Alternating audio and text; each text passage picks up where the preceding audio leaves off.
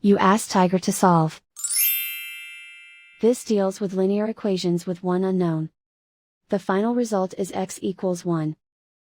Let's solve it step by step. Group all constants on the right side of the equation. Subtract 8 from both sides. Simplify the arithmetic.